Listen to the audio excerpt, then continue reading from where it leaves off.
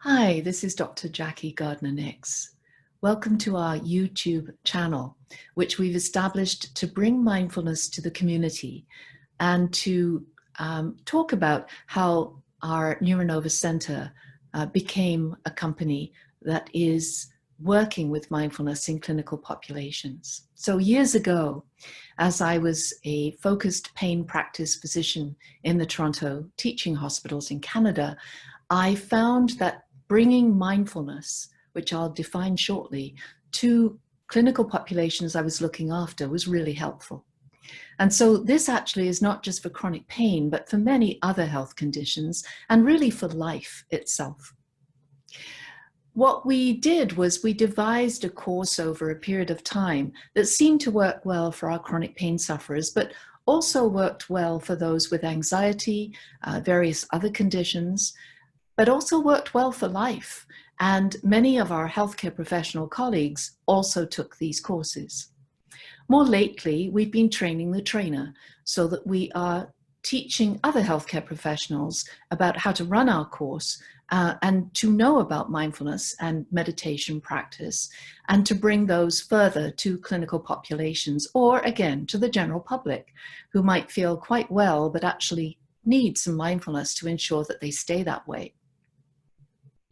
Mindfulness is about paying attention in a particular way with intention to what is happening in the moment, in the right now, inside of us, outside of us, but in general, just being present.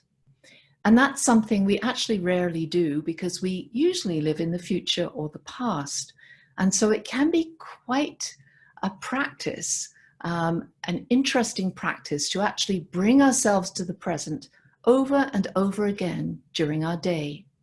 It can also enhance our experience of our lives as we don't miss things and we become more discerning. We become a little bit more detail-oriented, and that can even help us to make better choices, which can particularly affect our health, but also our happiness and the happiness of those around us. Meditation is actually very important because it is mindfulness, but it's setting aside time with intention to practice paying attention in that particular way without judgment, with basically a curiosity, not judging things as good or bad as they come through our awareness, and not going off into a thought stream that takes us away from the present moment. Although during formal practice, we do that often, and it simply requires that we notice, pay attention to that, and bring ourselves back to the present moment. We often use some sort of an anchor or focus to keep us in the present moment, which can be the breath. But for those who find the breath is anxiety-provoking, it can be something else.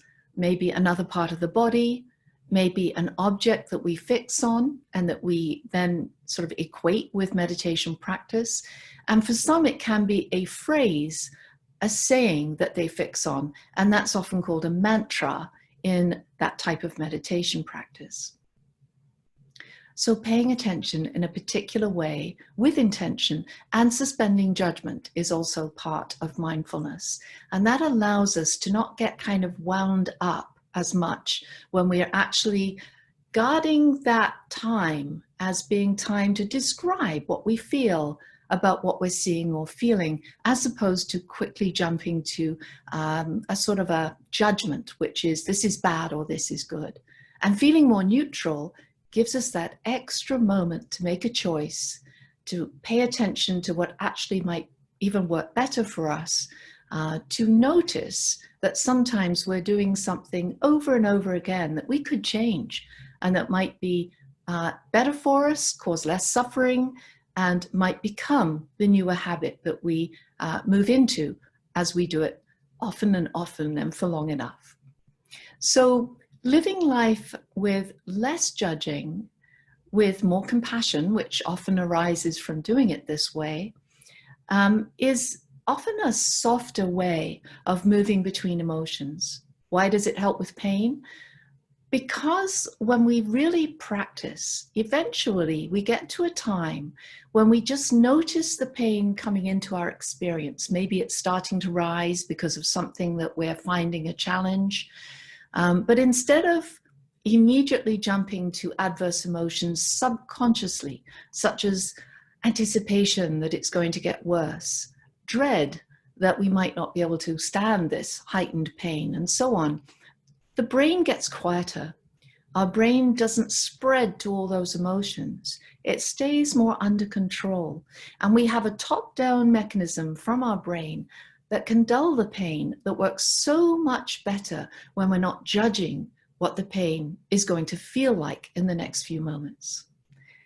The chronic pain sufferer, using mindfulness practice, can actually have a quieter mind when pain starts to ramp up. We notice, we pay attention, but then we go back to the present moment.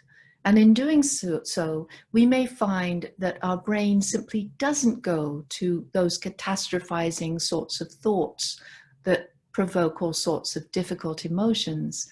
And instead, our pain may come right back under control again. It takes practice, and it's worth doing. We hope you enjoy our YouTube channel with all sorts of mindful practices that are short, and also some learning YouTube videos where they may go on longer as they're more instructional, but please choose what is right for you.